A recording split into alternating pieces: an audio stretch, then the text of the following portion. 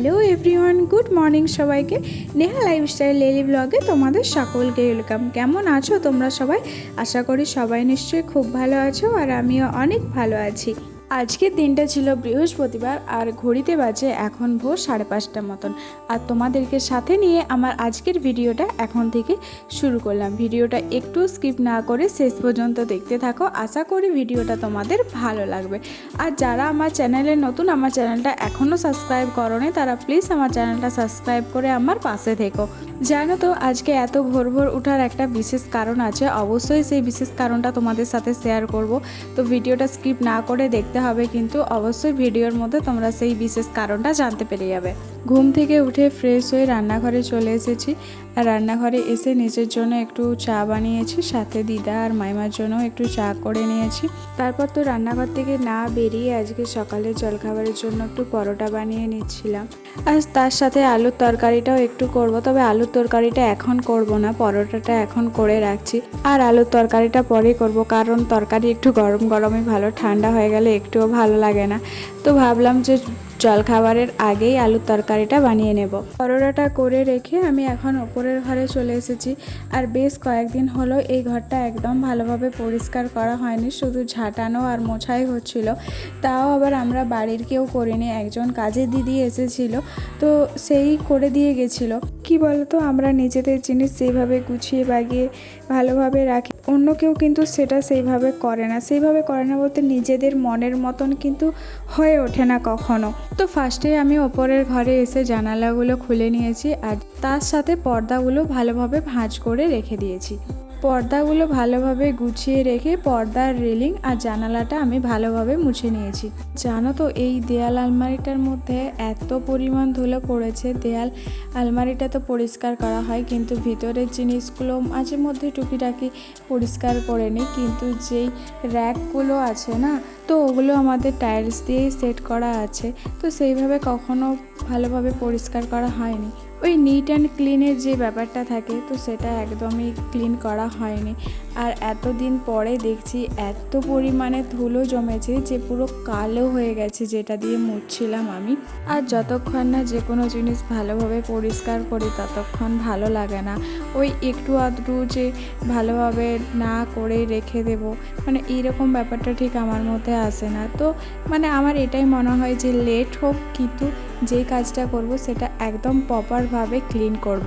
যেমন কথা সেরকমই কাজ আমার। তো একটু সময় লেগেছে, তো ভালোভাবে ক্লিন করে নিয়েছি। আর যে জিনিসগুলো রাখা ছিল সেগুলোও ভালোভাবে মুছে পরিষ্কার করে নিয়েছি। তার মধ্যে ঘরের যে টুকটাক ডাস্টিংয়ের কাজগুলো থাকে সেটাই করে নিয়েছি। আর তারপর এখানে ভালোভাবে বিছানাটা ঝেড়ে আমি এখানে বালিশগুলো গুছিয়ে রেখে দিয়েছি। সুতপা দিদিভাই কমেন্ট করেছে, খুব ভালো হয়েছে গো ভিডিওটা। তো থ্যাংক ইউ দিদিভাই, তোমাকে এইভাবেই আমার পাশে থেকো। শ্রেয়া বলে একটা বোন আমাকে কমেন্ট করেছে যে দিদি আমি রোজ তোমার ভিডিও দেখি, তোমার ভিডিওগুলো আমার খুব ভালো লাগে। তো অনেক অনেক থ্যাংক ইউ তোমাকে, এইভাবে আমার পাশে থেকেও আমাকে সাপোর্ট করো। রুমের নাইট বাল্বটা আর বোর্ডটাও আমি ভালোভাবে ক্লিন করে নিয়েছি। আর যেই দরজাটা ছিল ওই দরজাটাও ভালোভাবে মুছে নিয়েছি। যেহেতু দরজাটা একটু ডার্ক কালারের, সেই জন্য ধুলো ময়লাটা একটু বেশি বোঝা যায়। আর ঘরের সব কাজ যখন আস্তে আস্তে করে নিয়েছি, সেজন্য ভাবলাম দরজাটাও মুছে নিই একটু। তবে তোমাদের সাথে কথা বলতে বলতে আমার কিন্তু বেশ অনেকটা কাজ এর মধ্যে আমি এগিয়ে নিয়েছি। কাজগুলো একটু তাড়াতাড়ি সারার চেষ্টা করছিলাম, কারণ আজকে আমার কাজের তাড়া একটু বেশি ছিল, আর তার সাথে একটা জায়গাও বেরোনোর ছিল।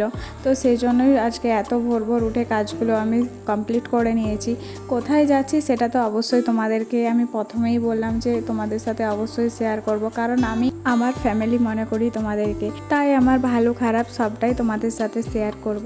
নিচের ঘরের কাজ মাইমা সমস্তটা করেই রাখবে বলেছিল, তো আমি ভাবলাম যে ওপরের ঘরের কাজগুলো আমি সেরে নিই। কী বলো তো, সবাই একই ফ্যামিলিতে থাকি, তো সবাই যদি একটু হাতে হাতে লেগে সমস্ত কাজ করে নিই না, তাহলে অনেকের অনেকটা সুবিধা হয়। তো যাই হোক, ঘরটা ঝাঁটানোও হয়ে গেছে, এখন মুছে নেবো ব্যাস, তাহলে আজকের মতন সকালের কাজটা কমপ্লিট হয়ে যাবে।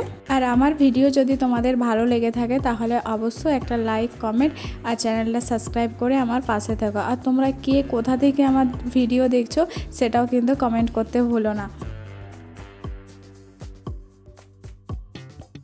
আর ঘড়িতে বাজে এখন 9টার মতন। তো এখন আমি নিচে এসে এইখানে আলুর তরকারিটা বসিয়ে নিচ্ছি। খুব সিম্পলভাবেই আজকে আলুর তরকারিটা করব, সেরকম বেশি কিছু মশলাপাতি দেব না।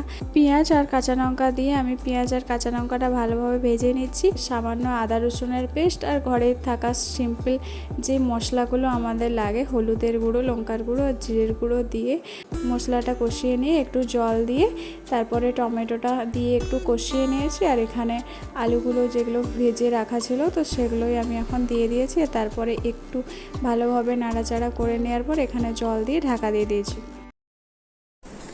তো এখন বাজে 10টা 30-এর মতন হয়ে গেছে।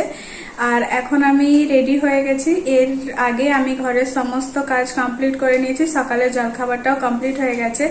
আর আজকে যাব নিজের একটা ইচ্ছে পূরণ করতে।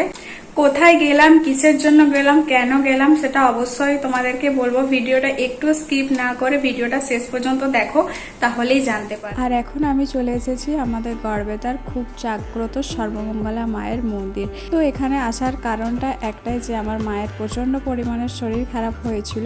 মায়ের কাছে তখন একটাই প্রার্থনা করেছিলাম যে মা, তুমি আমার মাকে ভালো করে দিও, আমি তোমার কাছে এসে পুজো দিয়ে যাব। আর মা কিন্তু আমার কথাটা রেখেছে। আসলে কি বলো তো, মন থেকে যদি সত্যি তুমি কিছু চাও আর সেই চাওয়াটা যদি সঠিক আর সত্য হয়, মা কিন্তু কখনো তার সন্তানদেরকে ফেরায় না। ওখান থেকে পুজো দিয়ে আসার পরে দুপুরে খাওয়া দাওয়া করে একটু রেস্টও নিয়েছিলাম। আর তারপরেই দেখলাম যে এই রকম মেঘের অবস্থা। বৃষ্টি তো 2-3 দিন ধরে ভালোই হচ্ছিল, কিন্তু আজকে সকালটা কিন্তু বেশ ভালোভাবে রোদ উঠেছিল। আর সাথে এখন বৃষ্টিও শুরু হয়ে গেছে। তো তাহলে চলো আজকের ভিডিওটা এখানেই শেষ করলাম। দেখা হবে পরবর্তী কোনো একটা ব্লগে।